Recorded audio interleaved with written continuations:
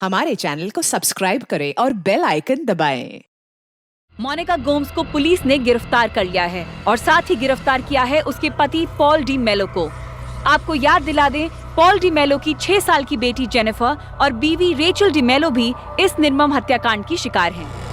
हमने मोनिका के पिता सेबेस्टियन एंड्रू और मां लेना एंड्रू से बात करने की बहुत कोशिश की, पर वो बेहद शर्मिंदा हैं। उन्होंने अपनी बेटी मोनिका के बारे में बात करने से साफ इनकार कर दिया है। मोनिका, बचने का कोई रास्ता नहीं है। तुम्हारे लिए यही अच्छा होगा कि अपना जुर्म कबूल कर लो। इन 6 मर्डर्स में और कौन कौन इन्वॉल्व था तुम्हारे साथ?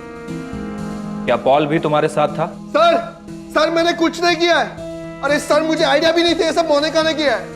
सर प्लीज बिलीव मी, देखो मैंने कुछ नहीं किया है। देखो मोनिका, तुम्हारा जुर्म सामने आ चुका है, इसलिए अब चुप रहने का कोई फायदा नहीं है। क्यों मारा तुमने इन सबको? और बेरामैक्सिन कहां से मिला तुम?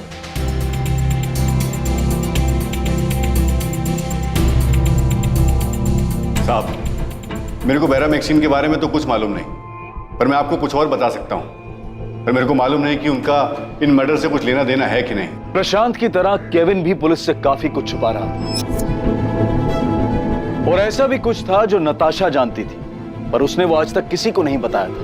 मुझे तुम्हें कुछ बताना है जो मैंने तुम्हें आज तक नहीं बताया। क्या बताना है नताशा? मैंने कुछ नहीं किया है और ना ही किसी का मर्डर किया है। मोनिका, झूठ बोलने से कोई फायदा नहीं है। प्रशांत कदम हमारी कस्टडी में है और केविन लॉरेंस तक भी हम पहुंच चुके हैं, और बाकी के उन सभी लोगों तक पहुंच जाएंगे जिन्होंने तुम्हारी मदद की है। मुझे तो आइडिया भी नहीं, ये सब मोनिका ने किया, और उसने ऐसा क्यों किया और कैसे किया मुझे सच में नहीं पता। प्लीज बिलीव मी मैम, मैं सच कह रहा हूँ। इम्पॉसिबल पॉल, उसने 6 लोगों को जहर देकर मार डाला, जिसमें तुम्हारी 6 साल की बेटी जेनिफर और तुम्हारी बीवी रेचल भी थी। मैं सच बोल रहा हूँ मैडम, और हाँ, मुझे उस वक्त किसी पर भी शक नहीं हुआ, क्योंकि मेरी बेटी जेनिफर को सांस लेने में प्रॉब्लम हो रही थी, इसलिए हम उसे हॉस्पिटल लेकर गए। उसका दम घुट रहा था और वहाँ डॉक्टर या फिर किसी और ने हमें ये नहीं बताया था कि उसे जहर दिया गया। डॉक्टर क्या हुआ जेनी को? मुझे देखना उसे। आई एम सॉरी, हम उसे बचा नहीं पाए, उसकी सांस रुक चुकी थी। डॉक्टर, आप एक और बार जेनी को चेक कर लीजिए ना प्लीज, हो सकता है आपको। Paul, she is no more. Hospital लाने से पहले ही उसकी डेथ हो चुकी थी। अगर मेरी बेटी जेनिफर का मर्डर हुआ था या फिर उसे जहर दिया गया था, तो ये बात डॉक्टर को डेफिनेटली पता चलती। जो बात डॉक्टर को पता नहीं चली, वो मुझे कैसे पता चलती? और जब से इन सब के बारे में पता चला है, मैं खुद शॉक में हूं। अब तो मुझे मोनिका से डर लगने लगा। 1.5 साल में तुम्हारी बेटी और बीवी दोनों की मौत हो जाती है, तुम्हें उसमें कुछ भी अजीब नहीं लगता? क्योंकि तुम झूठ बोल रही हो। हमें पता है क्यों, क्योंकि तुम्हारा और मोनिका का अफेयर चल रहा था, इसलिए हम दोनों ने मिलकर सबको मार डाला। ये सच नहीं है मैम। मेरे कजिन फिलिप के डेथ के बाद मैं मानता हूं कि मैं और मोनिका काफी क्लोज आ चुके थे, लेकिन हमारे बीच में अफेयर जैसा कुछ नहीं था। और मोनिका ने रेचल की डेथ पर जो किया, वो तो मैं सोच भी नहीं सकता। मोनिका, एक सवाल मेरे मन में बार बार आता है। क्या? कि मैंने रेचल के साथ कुछ किया है? रेचल की फ्यूनरल के वक्त तुमने उसे किस क्यों किया था?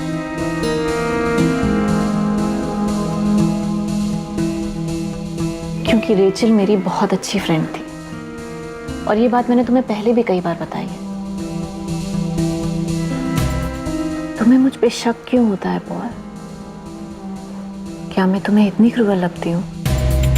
रेचल डिमेलो की तबीयत खराब होती है और मोनिका उसे डॉक्टर के पास लेकर जाती है। अपनी 6 साल की बेटी जेनिफर की मौत के बाद रेचल अक्सर बीमार रहने लगी थी। ये लो, पानी पी लो, थोड़ा सा अच्छा लगेगा।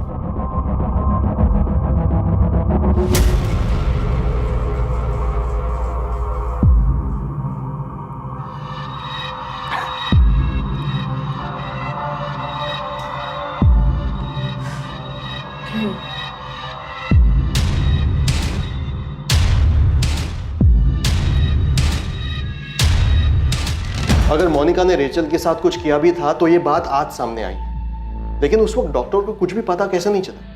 अब आप बताइए मैडम, उस वक्त मैं किस पर शक करता और कैसे शक करता? 1 दशक से भी ज्यादा लंबे समय के लिए जो सच जमीन के नीचे दफन थे, उसके अवशेष आज न्याय की मांग कर रहे थे। लेकिन पुलिस को इस बात का कोई सुराग नहीं मिला था कि मोनिका को बेरामैक्सिन आखिर मिला कहां से, जिससे इन 6 हत्याओं को अंजाम दिया गया था। क्या ये सारी हत्याएं मोनिका ने अकेले की थी, या फिर कुछ और लोग भी थे जो उसके इस जुर्म में सहभागी थे? ये पता लगाना मुश्किल था, क्योंकि मोनिका ने पूरी तरह से चुप्पी साध ली थी।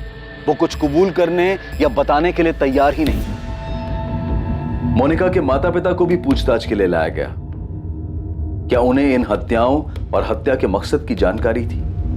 केविन लॉरेंस वो आदमी था जिसे मोनिका ने पुलिस की निगरानी में होने के बावजूद पीसीओ से फोन किया था। केविन लॉरेंस इन हत्याओं के बारे में क्या जानता था और मोनिका गोम्स ने केविन लॉरेंस को कांटेक्ट क्यों किया? मोनिका को बेरामैक्सिन दिलवाने के लिए तूने कॉलेज में किसको रिश्वत दी थी?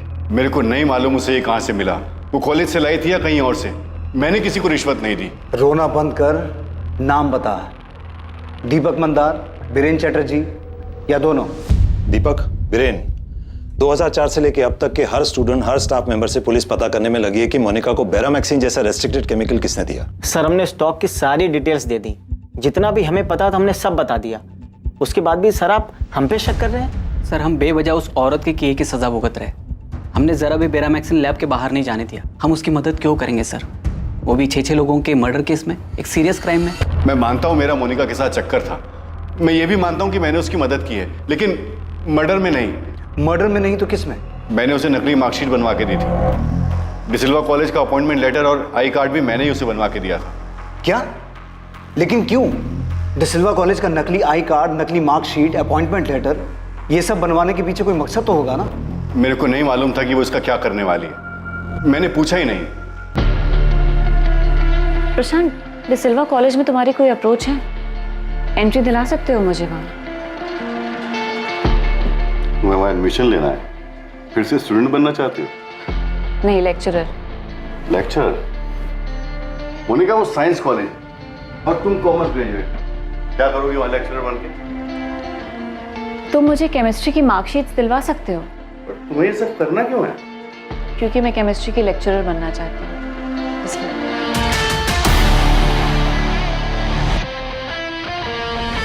मैं एक ऐसे आदमी को जानता था जो ये काम करता था। उसी से मैंने मोनिका के लिए जाली मार्कशीट बनवाई थी। इसमें वो सब डॉक्यूमेंट्स हैं जो आपको चाहिए और उसी यूनिवर्सिटी से हैं जहां से आपको चाहिए। Thank you Rahul. तू अभी भी आधा सच बोल रहा है। बिना मार खाए पूरा बोलेगा नहीं? साहब, सच बोल रहा हूँ। मुझे नहीं पता था कि वो इसका क्या करेगी। मुझे लगा मस्ती कर रही है। फिर उसने जब कॉलेज का आईडी कार्ड बनवाने के लिए कहा तो मुझे सही में लगा कि वो मजाक कर रही है। I card? आई कार्ड क्यों चाहिए? मोनिका, पहले तुमने कहा कि तुम्हें मार्कशीट चाहिए, अब कह रही हो लेक्चरर का आई कार्ड भी चाहिए। आई कार्ड इतनी बड़ी चीज है क्या जो इतने सारे सवाल पूछ रहे हो? बड़ी चीज नहीं है, बन जाएगा। पर तुम्हें चाहिए क्यों? चाहिए, बस बनवा दो प्लीज। प्रशांत, मुझे फिलिप को दिखाना है कि मैं कॉलेज में लेक्चरर हूँ। Thank you Rahul, thank you so much. आप इस नकली आई कार्ड से असली स्टूडेंट्स को पढ़ाने का सोच रहे हो? इससे क्या करने का सोच रहे हो वो तुम मुझ पे छोड़ दो। तुम ये रखो।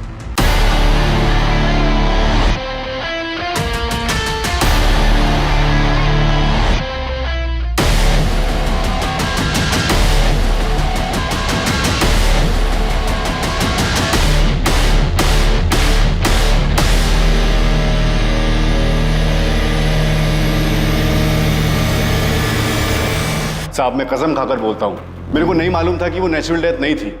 मुझे तो खुद अभी पता चला कि वो मर्डर था। तूने ये तो बता दिया कि तूने कैसे नकली मार्कशीट और नकली आईडी बनाकर मोनिका को कॉलेज के अंदर घुसाया। अब इतने ही प्यार से ये भी बोल दे कि उसके लिए बेरामैक्सिन कॉलेज से बाहर कैसे लाया। देख, ये तो हो नहीं सकता कि तुझे मोनिका की सास के मर्डर के बारे में पता नहीं था। कसम से नहीं मालूम था। हाँ, इतना जरूर जानता था कि मोनिका अपनी सास से बहुत परेशान रहती थी। वो अक्सर उसके बारे में बोलती रहती थी। ये उन 14 सालों की उस षड्यंत्रकारी यात्रा की सिर्फ शुरुआत थी जिनमें बेहद भयानक हत्याओं को अंजाम दिया गया, जिन हत्याओं पर इतने सालों तक किसी को शक नहीं हुआ। पर सच ये है कि ऐसे बहुत सारे लोग थे जिन्हें इन हत्याओं की जानकारी थी, जो जानते थे कि मोनिका दुखी है अपनी सास से, अपने हालात से।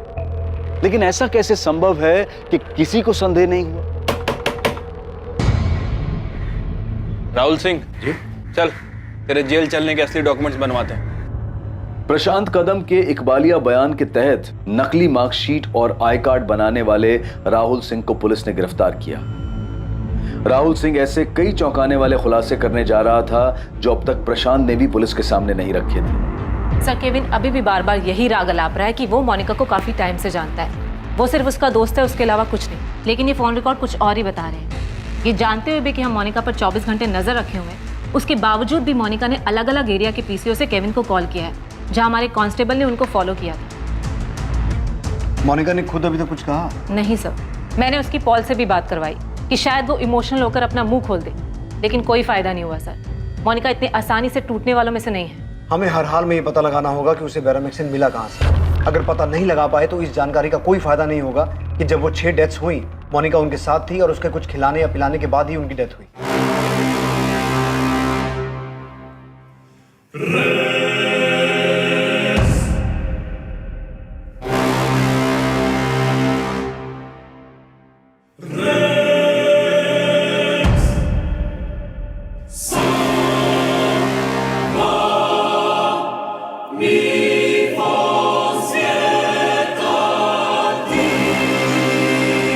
मुझे लगता है कि उसे पता है कि अगर हम ये साबित नहीं कर पाए कि उसे बेरामेक्सिन कहाँ से मिला, भले उसने वो जहर देकर उन सबको मारा हो, तो वो बच सकती है। जब हम इस केस पर पकड़ बनाने की कोशिश कर रहे थे, मोनिका भी अपनी तैयारी कर रही थी। वो जरूर किसी से मिली है जिसने उसे अपना मुंह बंद रखने की सलाह दी है। मुंह बंद रखना, एक शब्द भी मत बोलना।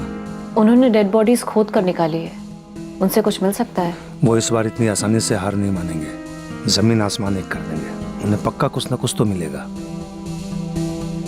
उन्हें सिर्फ मुझ पर शक नहीं है, बल्कि वो ये मान चुके हैं कि ये सब मैंने ही किया है। देखो मोनिका, कोई भी इंसान अंजाम भुगतना नहीं चाहता है, वो भी तब जब इतने साल तक सब शांत हो और बात न उलझी हो। लेकिन अब ये बाहर आ चुके हैं और ये रुकने वाले नहीं हैं। अब इससे निपटने का सिर्फ एक ही तरीका है कि सब लोग अपना मुंह बंद रखें। खुद को बचाने की कोशिश में हाथ पैर मत मारना। सिर्फ एक काम करना है तुम्हें, मना करो, जस्ट डिनाई। और ऐसा सिर्फ तुम्हें नहीं, सब लोगों को करना होगा, तभी बच सकते हो। उसे जरूर किसी वकील से सलाह मिली है। इन कॉल रिकॉर्ड्स में किसी वकील का नंबर मिला? नहीं सर। सर, राहुल सिंह ऐसा बहुत कुछ जानता है जो हमारे काम का हो सकता है। फर्जी मार्कशीट और आई कार्ड के पीछे प्रशांत ने बहुत कुछ छुपाया है। मतलब बेरामेक्सिन मोनिका को उसी ने ला के दिया था? बेरामेक्सिन नहीं सर, लेकिन प्रशांत को पता था कि मोनिका ने अपनी मदर इन लॉ का मर्डर किया है। सर, मैंने मोनिका को फर्जी मार्कशीट, अपॉइंटमेंट लेटर और आईडी कार्ड बना के दिया था, पर यह सिलसिला यहाँ नहीं रुका। नहीं रुका मतलब? मोनिका की सास के मरने के बाद प्रशांत भाऊ ने उसे फिर एक बार मेरे पास भेजा था। और इस बार क्या बनाया तूने?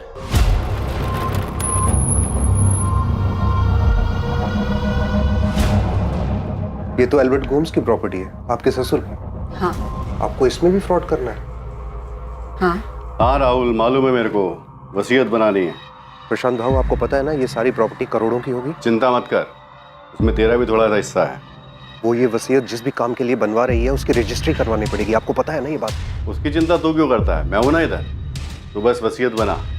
मेरे father in law Albert Gomes के साइन फॉर्ज करने पड़ेंगे और विल में उनके बाद प्रॉपर्टी 2 लोगों को जाएगी, मेरे पति फिलिप गोम्स को और उनकी पत्नी मोनिका गोम्स को, यानी मुझे। सर, वो विल जाली थी। इस बात पे फिलिप के भाई जॉर्ज को पहले ही शक था कि विल फर्जी है। चल, अच्छा हुआ कि ये बात सामने भी आ गई। अब ये बता कि मोनिका को बेरामेक्सिन किसने दिलवाया, कहां से मिला, क्या प्रशांत था वो? सर, मुझे सच में इसके बारे में कुछ नहीं पता।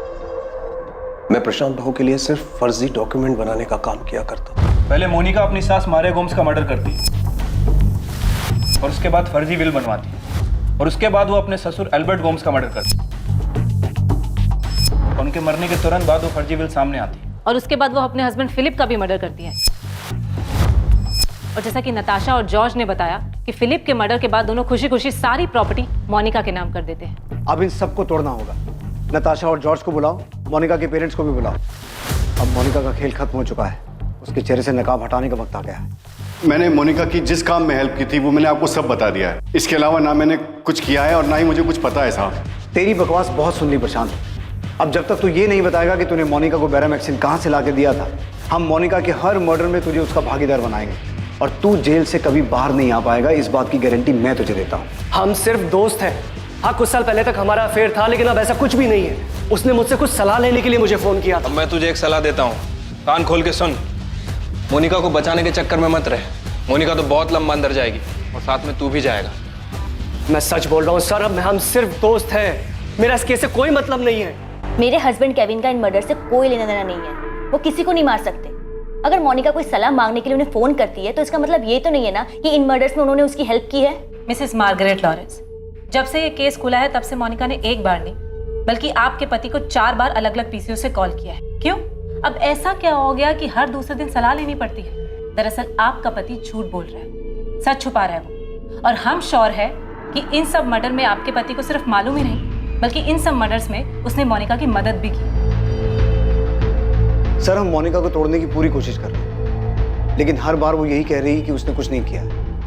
जाहिर सी बात है, वो जानती है कि हम उसे तब तक दोषी साबित नहीं कर पाएंगे जब तक बैरामैक्सिन की सोर्स को ट्रैक नहीं कर लेते। बैरामैक्सिन के मामले में अभी तक कोई लीड नहीं मिली? नहीं सर, कॉलेज से तो कुछ नया सामने नहीं आया है, लेकिन प्रशांत और केविन है हमारे पास, और मुझे यकीन है कि ये काम इन दोनों में से ही किसी का है। प्रफुल्ल, इस मोनिका ने किस लेवल की प्लानिंग की? ये सामने आने के बाद भी कि कॉलेज में वो फर्जी तरीके से घुसी थी, हम अभी तक पता नहीं लगा पा रहे हैं कि वो केमिकल उसके पास आया कहां से। सर, ये मोनिका बहुत शातिर औरत है, बहुत शातिर।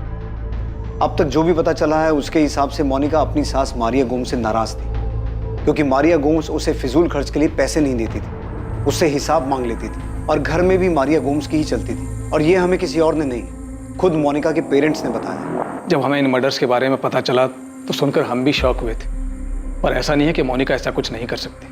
हम लोग कभी मोनिका को समझ ही नहीं पाए। आपको पता भी था आपकी बेटी क्या कर रही है? सबसे पहले उसने अपनी सास को मारा, और उसके बाद एक एक करके सबको मार रही है। नहीं, हमें इस बारे में कुछ नहीं पता। हाँ, मैं मोनिका की सास मिसेस मारिया गोम्स से मिला था, और बहुत अच्छी औरत थी वो। मोनिका शादी के बाद जब उनके घर गई तो मिसेस मारिया गोम्स ने मुझे मोनिका को समझाने के लिए बुलाया था। ऐसा नहीं कि मोनिका किसी का केयर नहीं करती, वो सबका ध्यान रखती है, सबसे प्यार करती है, पर उसकी एक अजीब सी आदत आज तक मेरे समझ में नहीं आई। वो हर रोज बाहर जाती है और जितना पैसा दो सब पैसा खर्च करके आती है, वो भी फालतू चीजों पर, और वापस आकर पैसा मांगने में उसे कुछ गलत नहीं लगता।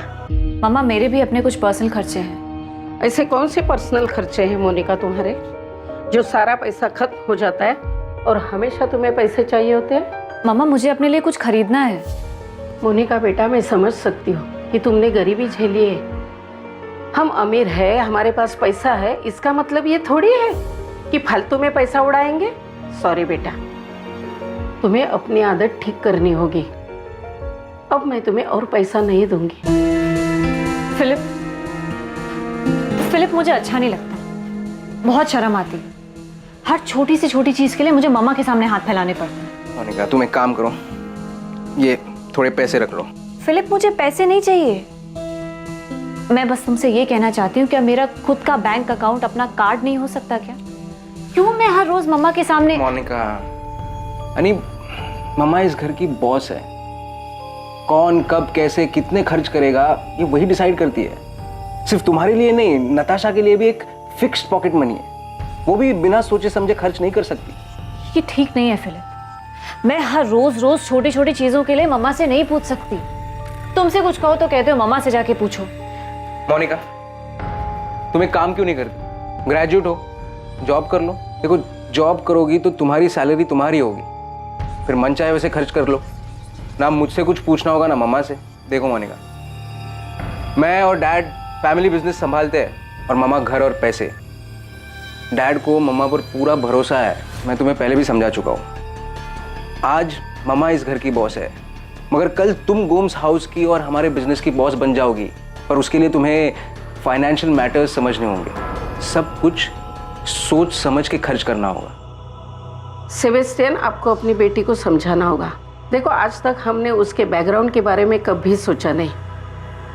फिलिप को पसंद आई, शादी हो गई, उसे भी हमें कोई प्रॉब्लम नहीं थी, पर अब उसकी ये आदत बर्दाश्त नहीं की जा सकती। मोनिका, ये हमारा घर नहीं है जो तो कुछ भी करेगी और ये लोग बर्दाश्त करेंगे। डैड, मैं उस घर का यहाँ कुछ चाहती भी नहीं। पता नहीं मम्मा ने आपको यहाँ क्यों बुलाया है। मोनिका, तू बहुत लक्की है कि हमारी हालत जानते हुए भी डैड प्लीज, अब मैं आपके पैसे पे जिंदा नहीं हूँ कि मजबूरी में आपका भाषण सुनूं। मैं यहाँ अपनी मर्जी से नहीं आया था, मुझे बुलाया गया। डैड प्लीज, आप दोबारा यहाँ कभी मत आना। अगर मम्मा फोन करके भी बुलाए ना तब भी मत आना please. This is my life और मैं अपने तरह से जीना चाहती हूँ, और इसमें मुझे आपकी कोई जरूरत नहीं है। ना तो मैं उसे समझा सकता था, ना उसके लिए कुछ कर सकता था, इसलिए बस चुपचाप वहां से चला आया। मैं पहले भी उसके लिए कुछ नहीं कर पाया था, पर अब तो वो अपनी जिंदगी में हमें देखना तक नहीं चाहती थी। सेबी कुछ भी सोचे, लेकिन मैं एक बात अच्छी तरह से जानती हूँ, मोनिका ऐसा नहीं कर सकती। मैं मानती हूँ कि वो थोड़ी जिद्दी है, उसका दिमाग गर्म है। अच्छा, उसकी शादी से पहले आपके एरिया कैना कोना में उसका कोई ऐसा दोस्त या फिर कोई ऐसा जो उसे केमिकल बैरामैक्सिन दिलवा सकता है? नहीं पता, हमें सचमुच इस बारे में कुछ नहीं पता। शिरीष वाडकर रजिस्ट्रार ऑफिस का एक एम्प्लॉय था जिसे पुलिस ने उठा लिया था। शिरीष वाडकर वो आदमी था जिसने जाली वसीयत के रजिस्ट्रेशन में मोनिका की मदद की थी। पुलिस ने उस वकील को भी गिरफ्तार किया जिसने जाली वसीयत के बावजूद एल्बर्ट गोम्स की संपत्ति मोनिका के नाम ट्रांसफर करने को वैधता दी थी। प्रशांत कदम ने एल्बर्ट गोम्स की नकली वसीयत बनाने में शामिल हर डिपार्टमेंट के हर व्यक्ति का नाम और जानकारी पुलिस को दी। सिर्फ इतने से काम नहीं चलेगा, तुझे ये तो बताना पड़ेगा कि तूने मोनिका के लिए बैरामैक्सिन कहां से अरेंज किया था। डिसिल्वा कॉलेज का कोई आदमी इन्वॉल्व है या वो केमिकल बाहर से लाया था? मैं कसम खाकर कह रहा हूं कि मैंने उसके लिए वो केमिकल अरेंज नहीं किया था, पर इतना जरूर बोल सकता हूं कि जब उसके पति फिलिप की मौत के टाइम पर पीटर फर्नांडिस ने वो मामला उठाया था कि वो सुसाइड नहीं मर्डर है, तब मुझे भी मोनिका पर शक हुआ था। मैंने उससे पूछा भी था, लेकिन उसने मुझे यही बताया कि फिलिप ने आत्महत्या की है। उस समय आपके विनोद तावड़े साहब थे, वो भी तो उस समय जाकर पता। ये बकवास मत कर कि उन्होंने क्या किया और क्या नहीं किया। तूने सामने से आके क्यों नहीं बताया कि मोनिका ने नकली वसीयत बनवाई है, उसने फ्रॉड किया है? अगर तू आके बोला होता तो पुलिस पक्का इस केस को मर्डर केस की तरह देखती। गलती हो गई, नहीं आया साहब, इतना सब कुछ बताया। कुछ और होता तो वो भी बताता ना साहब। मोनिका ने जैसे मुझे यूज किया है ऐसे किसी और को भी तो कर सकती है साहब। मोनिका ये आपको बता सकती है कि उसने सबको नेचुरल डेथ कैसे दिखाया है।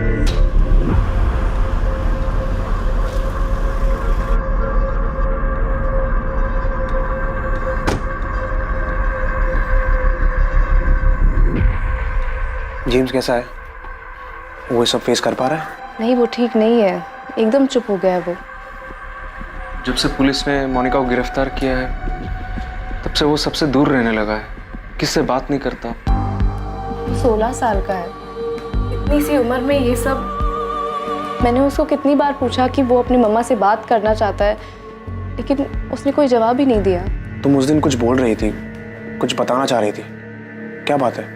मुझे लगता है मोनिका ने मुझे भी मारने की कोशिश की थी। कभी? इन्हीं दिनों? नहीं, मम्मा के डेथ के बाद उस रात डैड, फिलिप, मैं और मोनिका डिनर कर रहे थे। इतने सालों बाद अब ये बात कितनी अजीब लग रही है कि कैसे मम्मा के डेथ के बाद मोनिका ने पूरा घर संभाल लिया। डिनर भी वो खुद ही टेबल पे लगाती थी। उस रात डिनर के बाद मुझे बहुत उल्टी हुई थी।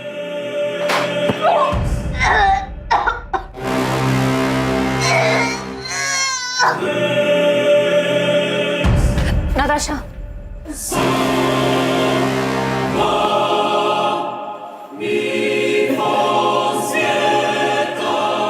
तुम ठीक हो ना? जॉर्ज, मुझे लगता है कि उस दिन मोनिका ने मुझे भी मारने की कोशिश की थी। और मम्मा अपने डेथ से 1 महीने पहले बहुत बुरी तरह से बीमार पड़ी थी। उनको इतनी बुरी फूड पॉइजनिंग हुई थी कि 1 महीने तक वो अपने बेड से उठ भी नहीं पाई थी। और उसके 1 महीने बाद मम्मा को हार्ट अटैक आ गया और उनकी डेथ हो गई। जॉर्ज, मुझे लगता है कि वो हम सबको मार देना चाहती है। शायद मैं इसलिए बच गई क्योंकि मेरी शादी हो गई और मैं गोंदवाला छोड़ के यहाँ पे आ गई, और तुम तो इंडिया में थे ही नहीं। ये सब उसने प्रॉपर्टी के लिए किया? यही बताया ना उसने पुलिस को? जॉर्ज, अब तक उसने कुछ नहीं बताया। प्रशांत कदम नाम का कोई आदमी है जिसके साथ मिलकर उसने ये फ्रॉड किया था, लेकिन पुलिस अब तक पता नहीं लगा पाई कि वो केमिकल मोनिका को कहाँ से मिला था। तो उसने फिलिप से पैसे के लिए शादी की? फिलिप को ऐसी लड़की से कैसे प्यार हो गया? उसे पहले कुछ दिखा क्यों नहीं? अब तो मुझे यकीन हो गया कि मोनिका ने इससे पहले भी मर्डर किए होंगे। डिसिल्वा कॉलेज जाना, वहां प्रोफेसर होने और पढ़ाने का ढोंग करने के पीछे मोनिका का एक खास मकसद था। एक तरफ एल्बर्ट गोम्स की जायदाद के कागजात में धोखाधड़ी करने के लिए मोनिका ने प्रशांत के साथ अपने नाजायज रिश्ते को इस्तेमाल किया, और वहीं दूसरी तरफ मोनिका कॉलेज लाइब्रेरी में बहुत शिद्दत से पढ़ाई कर रही थी, रिसर्च कर रही थी। मोनिका बेहद चालाकी से अपनी चाल चल रही थी। वो इस बात की भनक तक किसी को नहीं लगने दे रही थी कि वो कब, कहां है, किससे मिल रही है और क्या कर रही है। केविन, ये तुम्हें इतनी आसानी से नहीं छोड़ेंगे। कह रहे हैं कि तुम्हारे रिमांड की मांग करेंगे, क्योंकि तुम कोऑपरेट ही नहीं कर रहे हो। केविन, तुमने क्या किया और क्यों किया है? तुम्हें पता है तुम्हारी वजह से बच्चों को स्कूल में कितना कुछ झेलना पड़ रहा है? न्यूज चैनल्स में, न्यूज पेपर्स में, हर जगह बस इसी केस की बात चल रही है। केविन,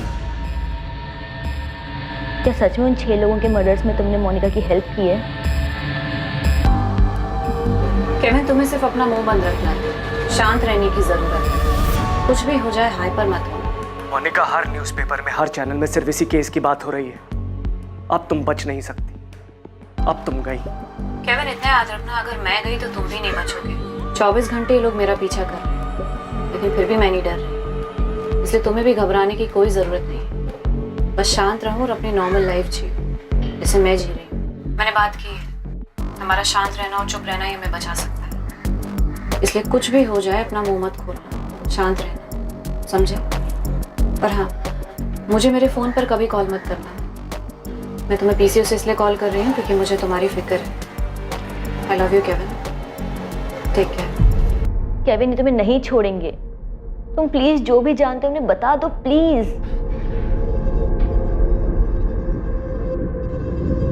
मार्गरेट, मुझसे एक गलती हुई और उस गलती की वजह से इस मोनिका ने मुझे ट्रैप कर लिया है। केविन, अब छुपाने से या चुप रहने से कोई फायदा नहीं है। मुझे नहीं पता तुमने क्या किया और क्यों किया, लेकिन जो भी किया है ना, उसकी वजह से हमारी फैमिली सफर कर रही है। पुलिस को पता है कि तुम इन मर्डर्स में इन्वॉल्व हो, वो तुम्हें यहाँ से जाने नहीं देंगे, इसलिए तुम्हारे लिए यही अच्छा होगा कि तुम उनको सब सच बता दो। मैं मोनिका को उसकी शादी के पहले से जानता था, हम दोनों का अफेयर था। फिर उसकी शादी हो गई, उसकी शादी के बाद हम लोग दोबारा मिले और फिर से सब कुछ शुरू हो गया। लेकिन उस समय मुझे ये नहीं पता था कि ये ऐसे खत्म होगा। केविन, मुझे तुम्हारी लव स्टोरी में कोई इंटरेस्ट नहीं। मुझे सिर्फ ये जानना है कि तुमने मोनिका की क्या और कैसे मदद की, टू द पॉइंट। मैं यकीन के साथ कह सकता हूँ कि वो बैरामैक्सिन तूने उसे लाके दिया था। सच बोल रहा हूँ ना?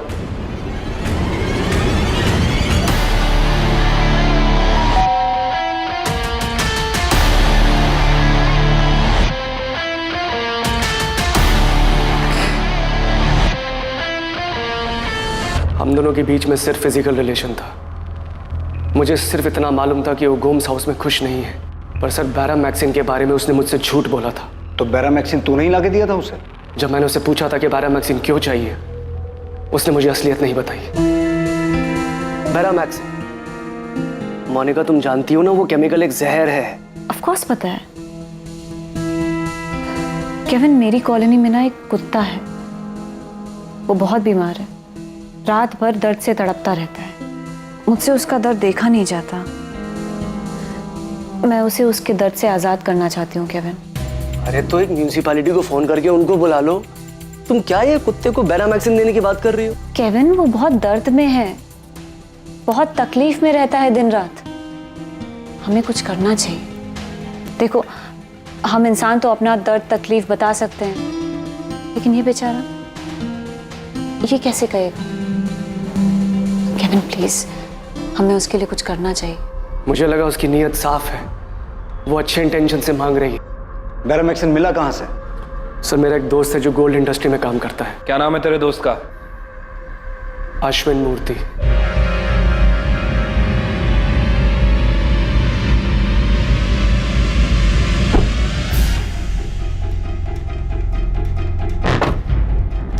केविन, तूने जितना मांगा था उतना ही लाया हूं, पर थोड़ा ध्यान से।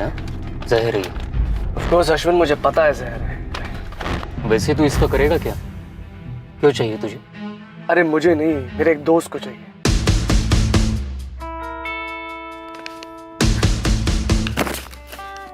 Thank you Kevin, such darling. Monica ने कहा कि उसे कुत्ते को मारने के लिए बैरामैक्सिन चाहिए और तूने उसकी बात का विश्वास कर लिया। मोनिका ने 11 साल में 6 मर्डर किए हैं। उसने पहले तो उससे इतनी मात्रा में बैरामैक्सिन ले लिया था कि बाकी के लोगों को मार सके। और अगर बैरामैक्सिन उसके पास था तो जो टीम फिलिप के केस में जांच कर रही थी, उन्हें ये बैरामैक्सिन मोनिका के घर क्यों नहीं मिला? कहाँ छुपा के रखा था उसने? केविन, ऐसा हो ही नहीं सकता कि तुम्हें इस बात के बारे में ना पता हो कि मोनिका ने वो बैरामैक्सिन अपनी सास को मारने के लिए मंगवाया है। सर, मुझे सच में नहीं पता था। मुझे उसकी नीयत साफ लगी, इसलिए मैंने उसका विश्वास कर लिया। मैं सोच भी नहीं सकता था कि वो बैरामैक्सिन अपनी मदर इन लॉ को मारने के लिए यूज करेगी।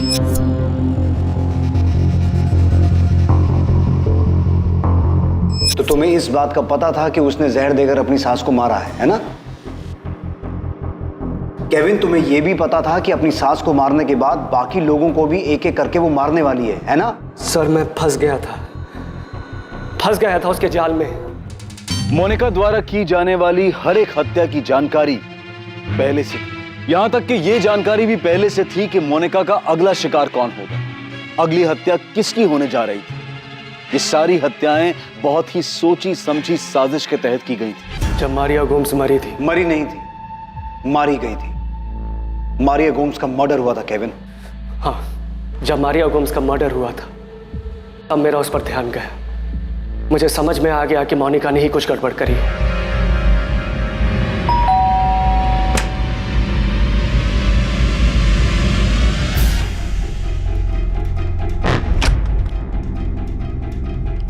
क्या किया तुमने? क्या क्या केविन? तुमने अपनी mother in law Maria Gomes का मर्डर किया है ना? मैंने उन्हें नहीं मारा। नहीं मारा? ठीक है, मैं ना अभी पुलिस को फोन करके अभी उनसे बात करता हूँ। केविन, नहीं किया ना तुमने? ऐसा नहीं करो। क्यों नहीं? ठीक है, नहीं करूंगा। मुझे अभी इसी समय सारा का सारा सच जानना है। तुझे मारिया गोम्स की डेथ पर अचानक मोनिका पे शक हो गया? तूने 2+2 किया और तुझे समझ में आ गया कि उसी ने अपनी सास का मर्डर किया है? अचानक नहीं, जब मोनिका ने मुझसे बैरामैक्सिन मंगवाई थी उसके कुछ ही समय बाद मारिया गोम्स को फूड पॉइजनिंग हुई और मरने से लगभग 1 महीना पहले तक वो बेड पर थी। मुझे तभी शक हो गया था कि मोनिका ने कुछ गड़बड़ करी है और मारिया की डेथ के बाद यकीन हो गया। तभी शक हो गया था मुझे जब उनकी तबीयत खराब हुई थी, लेकिन मैंने तब तुम्हें कुछ नहीं कहा था। लेकिन उनकी डेथ के बाद मुझे पूरा यकीन हो गया है कि तुम... हाँ, मैंने उन्हें मारा है। उन्हें मारने के लिए मैंने तुमसे बैरामैक्सिन मंगवाया था। तो तुमने मुझसे झूठ बोला था। मैं तुम्हारे इस क्राइम में ना तुम्हारा हिस्सेदार नहीं बनता। Kevin, listen. केविन प्लीज मुझे समझने की कोशिश करो। केविन, उस औरत ने मेरी जिंदगी हराम कर दी थी। तंग आ गई थी मैं, फ्रस्ट्रेट हो चुकी थी। उसे मारने के अलावा और कोई चारा नहीं था मेरे पास। तुम्हारा दिमाग तो ठीक है ना? तो अब तुम्हें मेरा दिमाग खराब लग रहा है केविन? हाँ, तुम इतने अच्छे से जानते हो मुझे, कितने टाइम से, फिर भी तुम्हें मेरा दिमाग खराब लग रहा है? तुम अच्छी तरह से जानती थी बैरामैक्सिन कैसे यूज करना है, लेकिन मेरे सामने तुम इनोसेंट बनती रही, झूठ बोलती रही मुझसे। केविन, उस औरत ने मेरी जिंदगी मौत से बदतर बना दी थी। ये मत करो, वो मत करो, यहाँ मत जाओ। ऐसा लगता था जैसे किसी पिंजड़े में हो। क्या करती मैं केविन? और उसे एक ना एक दिन तो मरना ही था। केविन, प्लीज मुझे समझने की कोशिश करो। प्लीज केविन, अब तो तुम्हें मुझसे कोई शिकायत नहीं है ना?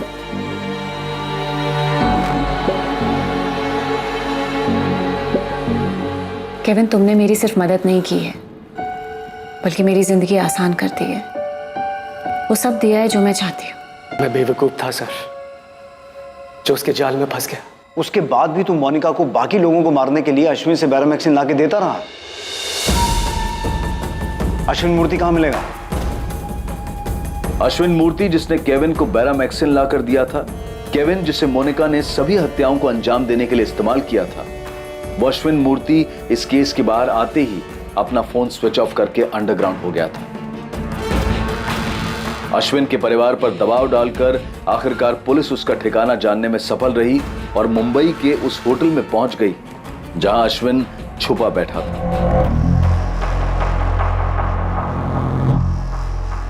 सर, मैंने सिर्फ अपने दोस्त केविन परेरा के लिए किया था। मुझे कुछ भी आइडिया नहीं था क्या चल रहा है। मैंने केविन से कहा भी था कि इसका गलत इस्तेमाल मत करना। 11 साल में 6 मर्डर हो गए अश्विन, और हर बार ये केमिकल तूने ही सप्लाई किया था। तूने एक बार भी नहीं सोचा कि वो लोग इस खतरनाक केमिकल का कर क्या रहा है? हाँ अश्विन, मुझे सारी डिटेल चाहिए। कैसे इस केमिकल को तूने अपनी कंपनी से बाहर करवाया और उस केमिकल को बाहर करवाने में कितने लोगों ने पैसे खाए? मोनिका, फाइनली ये केस खत्म होने जा रहा है। तुमने तो हमें कुछ नहीं बताया, पर तुम्हें तुम्हारे ही जुर्म की कहानी हम उसके मुंह से सुनवाएंगे जिसने तुम्हें बैरामैक्सिन लाके दिया। चलो।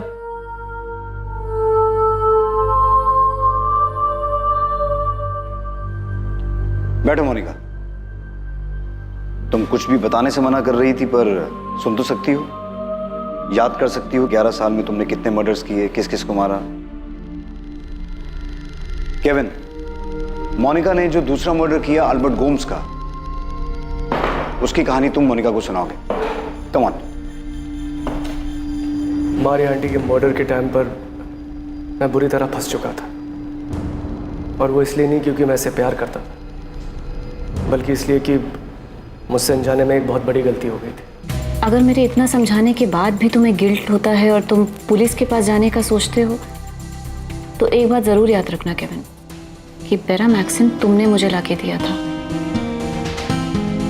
केविन, हम ये सब भूल कर आगे बढ़ते हैं ना, क्योंकि किसी को पता नहीं लगने वाला है कि मारिया की मौत कैसे हुई। एक मर्डर में फंसने के बाद मैं आगे वापस फंसने वाला था।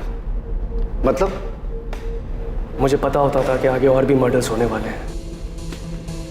Thank you Kevin. अब किसको मारने वाली हो? एल्बर्ट गोम्स को।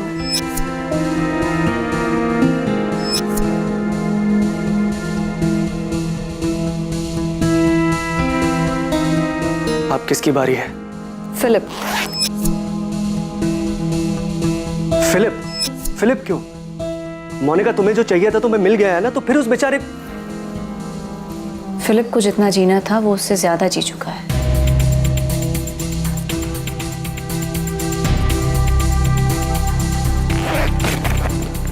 Uncle Peter. क्यों? क्योंकि उन्हें शक हो गया है कि फिलिप का मर्डर हुआ है। वो शक कब का धूल चाट चुका है केविन। पुलिस भी शांत बैठी है, पर अंकल पीटर ही हैं जो दीमक की तरह से कुरेद रहे हैं। वो ना ही चुप होने को तैयार है, ना ही मानने को कि फिलिप ने सुसाइड किया है। वो बहुत परेशान है केविन। अब तो मरने के बाद ही उन्हें शांति मिल सकती है।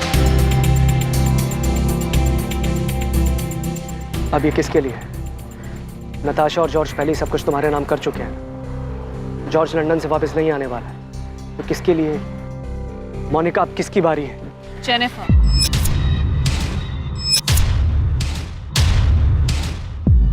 Monika, are you out of your mind? Jennifer D'Mello, उस बच्ची की क्या गलती है? Bye Kevin. आखिरी बार तो मैंने इससे पूछा भी नहीं, क्योंकि मुझे पता था कि अब जेनिफर की मां रेचल की बारी है, और वही हुआ।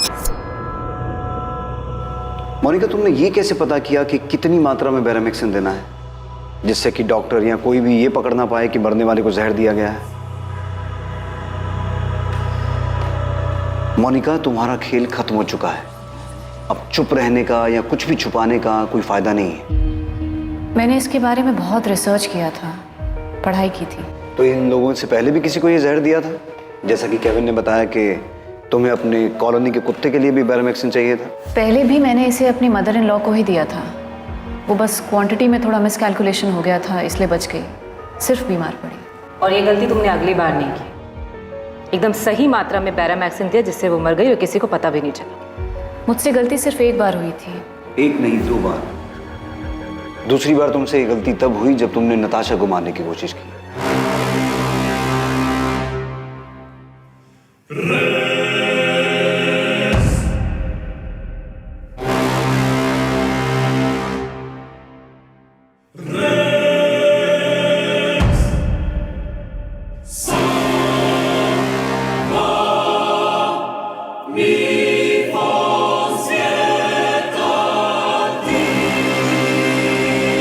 नताशा झूठ बोल रही है। मैंने उसे मारने की कोशिश नहीं की। अगर की होती तो वो जिंदा नहीं बचती। मुझसे गलती सिर्फ एक बार हुई थी। तो ये सारी जानकारी, ये सारी रिसर्च तुमने डिसिल्वा कॉलेज की लाइब्रेरी में बैठ के की? हाँ। मतलब ये प्लानिंग तुमने पहले से ही की हुई थी? तुमने fake marksheet, appointment letter, ID इन सब रिसर्च के लिए बनवाया था? इससे क्या फर्क पड़ता है कि मैंने प्लानिंग की थी या नहीं की थी? जो आपको चाहिए था वो तो पता लग गया है ना।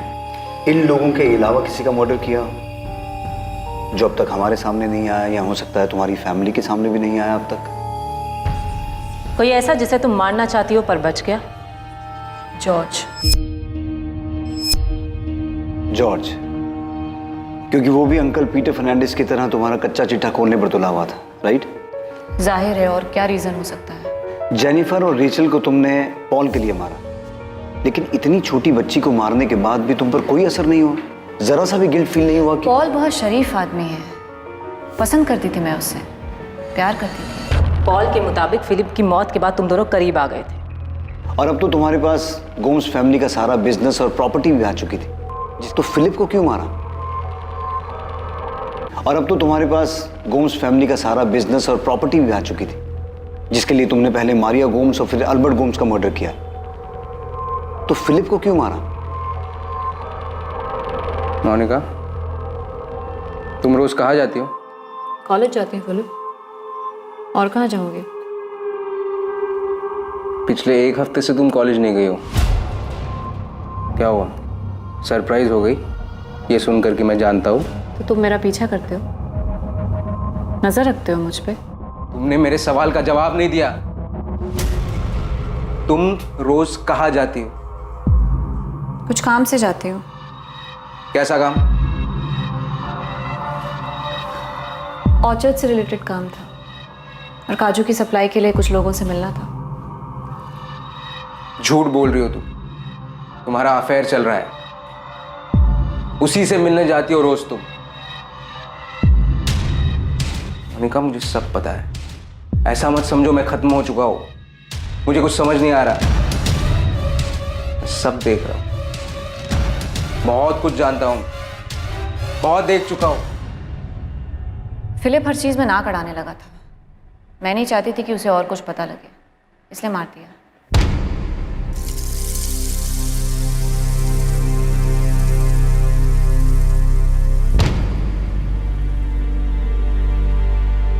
सर, मैंने मोनिका को साइकेट्रिस्ट के पास भेज दिया है, उसकी दिमागी हालत का पता लगाने के लिए।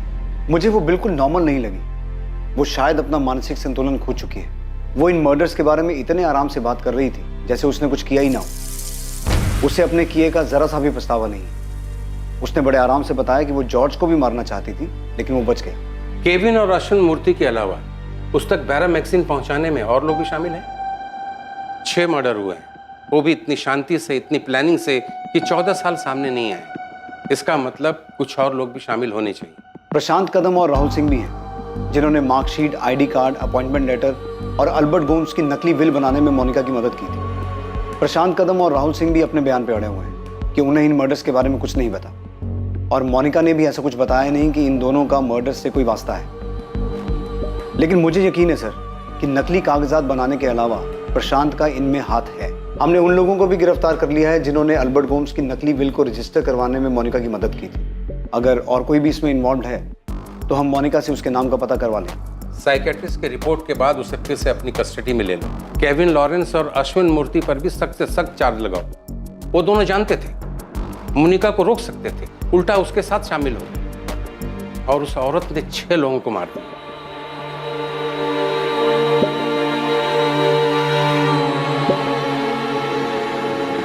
मोनिका, तुमने अपने घर मुझे कॉफी ऑफर की थी। आप चाहे तो आराम से अंदर बैठ के बात कर सकते हैं। कॉफी पियेंगी आप? क्यों? मुझे भी मारने का plan?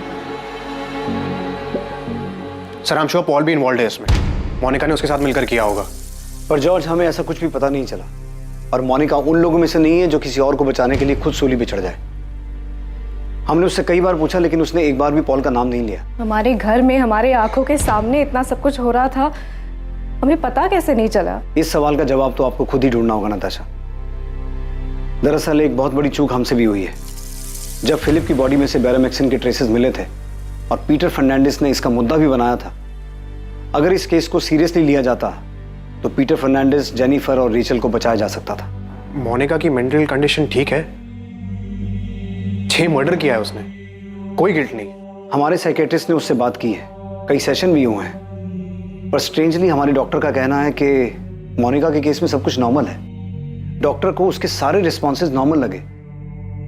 Monika is not a psychopath, उसे कोई मानसिक बीमारी नहीं है। तो फिर औरत है क्या? 6 मर्डर किया उसने, उसमें से एक 6 साल की छोटी सी बच्ची थी।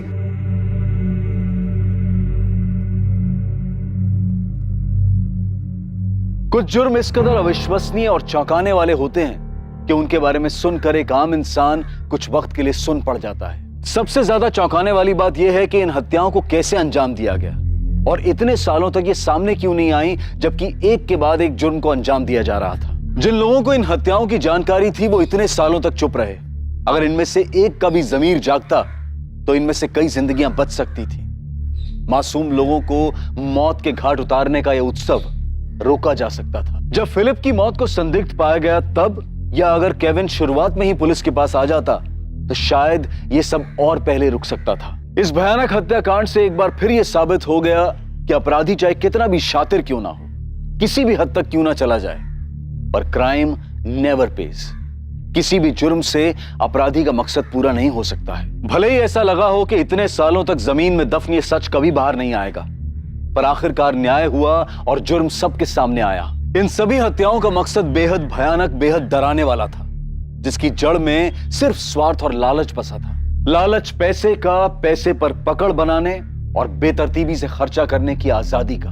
हर चीज को अपने हिसाब से चलाना, अपनी खुशी से चलाना, यह अक्सर दूसरे लोगों के लिए सजा बन जाता है और उन्हें नुकसान पहुंचाता है। एक स्वार्थी इंसान ऐसी हालत में अपनी इच्छाओं के आगे घुटने टेक देता है, फिर उसे सही गलत कुछ समझ में नहीं आता और ऐसी स्थिति में वो किसी भी हद तक चला जाता है। स्वार्थी होना इंसान के स्वभाव में है, लेकिन उस स्वार्थ को हानिकारक होने से रोके रखने की क्षमता भी इंसान में ही मौजूद है। अपने अंदर के स्वार्थ और नकारात्मकता को पहचानना बेहद जरूरी है, तभी इंसान अपनी कमजोरियों पर काबू पा सकता है। अब मैं अनूप सोनी आपसे विदा लेता हूं।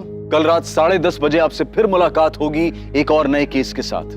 और याद रखें, क्राइम और आपके बीच में सिर्फ इतना फर्क है कि आप कितने सतर्क हैं। सतर्क रहें, सुरक्षित रहें। जय। For more updates, subscribe to our channel, click the show links and enjoy watching the videos.